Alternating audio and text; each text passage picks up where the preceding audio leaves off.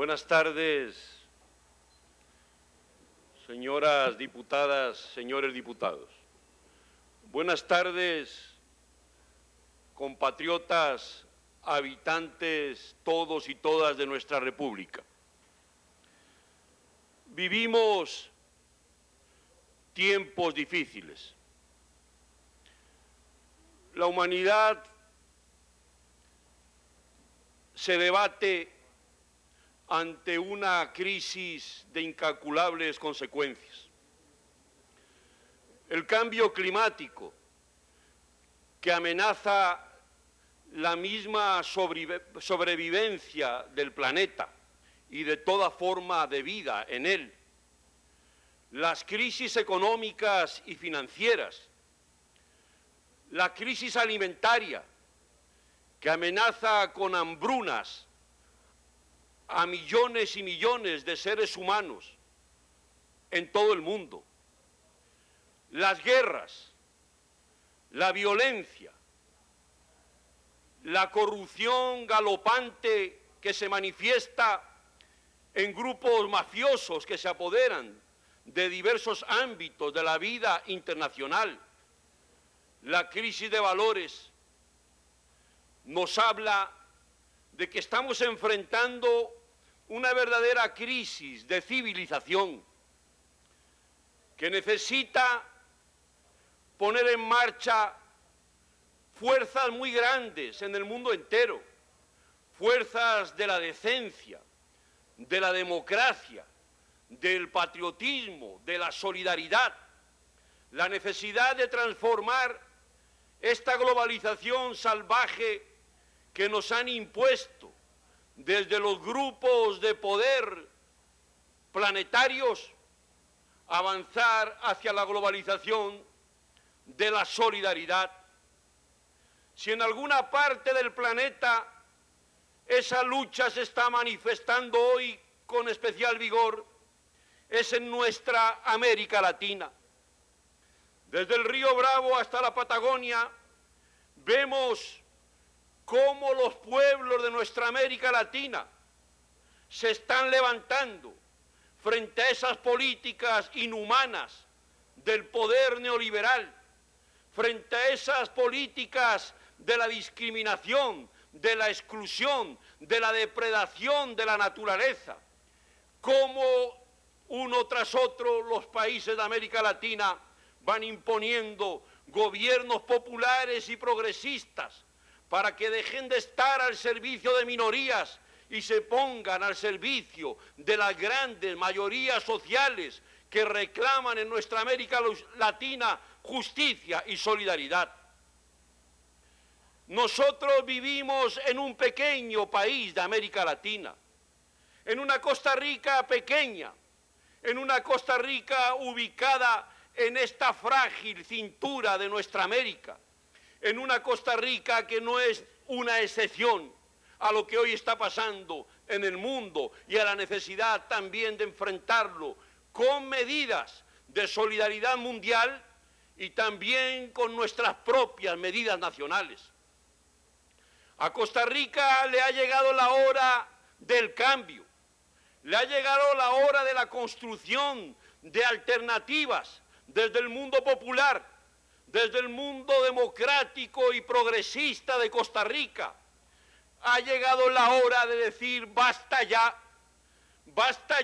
a estos años de poder neoliberal que se han traducido en Costa Rica en el crecimiento de la pobreza, en el crecimiento de la desigualdad social, en la destrucción del tejido productivo nacional, en la mayor dependencia de Costa Rica a los poderes transnacionales que mutilan nuestra soberanía y quieren aniquilar nuestro derecho a vivir en un país libre e independiente. Ha llegado la hora de decirle basta ya a las políticas de la corrupción que en los últimos 25 años le quitaron al país y a las políticas del bien común centenares de miles de millones que fueron a parar a los bolsillos de políticos y empresarios inescrupulosos. Ha llegado la hora de hablar de una Costa Rica plural, decente, inclusiva, solidaria, justa, una Costa Rica que se sienta orgullosa de todas las adquisiciones y conquistas históricas de nuestro Estado social de derecho, que hunda sus raíces en las mejores tradiciones democráticas de este país. Hemos tenido en el último año una resistencia desde los sectores patrióticos y democráticos de Costa Rica de enorme trascendencia para este país. Supimos levantarnos y decirle no desde las fuerzas de nuestra convicción y de nuestras razones a las políticas que nos han venido imponiendo en este país, que recortan todos los días más los derechos humanos y que recortan todos los días más nuestro derecho a vivir en una patria solidaria y soberana. Supimos acumular enormes fuerzas democráticas, populares y patrióticas en la lucha contra el Tratado de Libre Comercio y contra todas las políticas vinculadas a este Tratado de Libre Comercio. Fue una lucha y sigue siendo una lucha de la que nos sentimos centenares de miles de costarricenses orgullosos de haber sido partícipes y protagonistas en una gesta histórica que ha sido también un ejemplo para América Latina. Perdimos el Tratado de Libre Comercio no por la fuerza de la razón del adversario, ni por la fuerza de la justicia del adversario, sino por la fuerza de una campaña que, lejos de fortalecer nuestra democracia, la debilitó y la denigró al recurrir el poder neoliberal a métodos infames en contra de la conciencia mayoritaria del pueblo de Costa Rica, que solo pudo ser vencida en una campaña de miedo que mancha nuestra democracia y que permanecerá en la memoria de muchos costarricenses. Pero de esa resistencia y de ese saber decir no, también surgirá la fuerza de saber construir la propuesta y la alternativa que necesita Costa Rica. Necesitamos una profunda reforma del Estado costarricense, una reforma democrática que devuelva el poder a la ciudadanía, una reforma democrática que rompa con un sistema político electoral que le niega a las fuerzas emergentes las posibilidades plenas para competir en pie de igualdad, para obtener la voluntad y el apoyo de los ciudadanos. Una reforma democrática para eliminar todas esas patologías que se han venido acumulando en nuestro Estado, las patologías del clientelismo, de la corrupción política, del burocratismo, del verticalismo, del autoritarismo, que van reduciendo en lugar de ensanchar la vida democrática en nuestro país. Necesitamos una reforma económica que tenga en el centro la justicia social, pero que también tenga en el centro levantar la producción nacional. Levantar la producción nacional es volver a rearticular y reconstruir un tejido productivo de pequeños y medianos empresarios, de gente del campo y de la ciudad que ha venido siendo reducido en los últimos años a su mínima expresión. Una reforma productiva que esté centrada en los próximos años de manera perentoria y urgente en levantar verdaderas políticas de seguridad alimentaria en Costa Rica.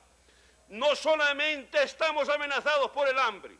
ya en muchos hogares costarricenses no se hacen los 3 tiempos de comida diaria. Ya en muchos hogares costarricenses los niños van a las escuelas sin haber podido ni siquiera tomar el desayuno en sus hogares. Ya en muchos hogares costarricenses no se llega a fin de mes.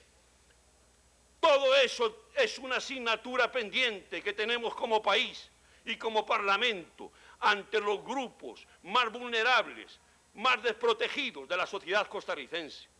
Necesitamos una reforma tributaria, una reforma tributaria que haga efectivamente no solamente pagar impuestos a todo el mundo que puede pagarlos en este país, sino que se haga algún día realidad el viejo precepto de los grandes patriotas costarricenses de que los ricos en este país puedan y deban pagar como ricos y los pobres como pobres. Una reforma democrática de la que deben salir los recursos para la reforma educativa, en primer lugar para cumplir con las promesas que todas las fuerzas políticas le hicimos a la ciudadanía de aumentar del 6 al 8% los recursos del Producto Interno Bruto para la educación.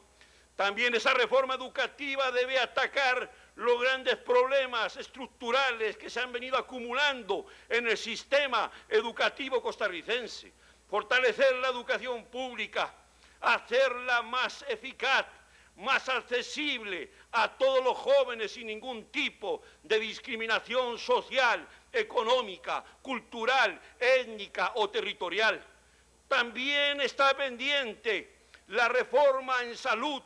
para que los éxitos que indudablemente nuestro país ha tenido a lo largo de las últimas décadas no se vean tampoco debilitados ni aniquilados por estas políticas que apuntan a convertir tanto la educación como la salud no en derechos humanos, como lo pensaron varias generaciones de costarricenses, sino en mercancías para que pueda obtenerlas aquellos que tienen mayores recursos. Este país también está urgido de una reforma moral. Claro que esa reforma moral no se puede expresar simplemente en leyes. Esa reforma moral significa un cambio cultural y espiritual en Costa Rica. Esta Costa Rica a veces tan egoísta e individualista que va perdiendo los valores de la solidaridad, los valores del bien común, tienen que ver también con la destrucción de un sistema de valores, de unos modos de vida frívolos, absolutamente consumistas, sin tener en cuenta a los que están a la par y que necesitan a veces que se le tienda la mano fraternal del hermano, del amigo, del gobierno solidario. Significa esto construir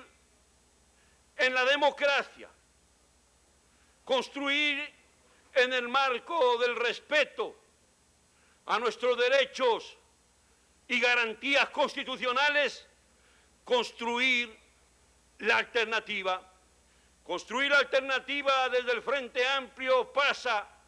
por articular esa enorme diversidad de fuerzas sociales, de fuerzas políticas que han demostrado en los últimos años capacidad de resistencia, pero que también tienen que demostrar en los años venideros capacidad de proponer, capacidad de convencer, capacidad de ilusionar, capacidad de unir, capacidad de poner los intereses superiores del país y los intereses superiores de las mayorías por encima de cualquier interés particular o de grupo. El Frente Amplio es una fuerza política modesta, pero puede también con honor decirle tanto a la gente que nos permitió estar en este Parlamento, como a miles y miles de costarricenses en toda la geografía nacional, que hemos cumplido con responsabilidad, con coherencia, con honor, con ética, los compromisos que asumimos con el país y fundamentalmente con sus clases trabajadoras, con sus sectores productivos, con la gente que menos tiene, que más ayuda necesita, que hemos cumplido con una oposición firme, con una oposición sin claudicaciones, pero también como oposición inteligente y patriota, porque no solamente sabemos decir no con toda energía, sino que también estamos dispuestos a abrir nuestros corazones, nuestras conciencias y colocar nuestro voto de compromiso cuando vienen propuestas desde este Parlamento o desde fuera del Parlamento que obedezcan a fortalecer las condiciones de vida y de trabajo de las mayorías, la justicia social y la democracia en Costa Rica. Compatriotas, un saludo de nuevo en esta fiesta del 1 de mayo, donde recordamos, decía en horas de la mañana, un aniversario más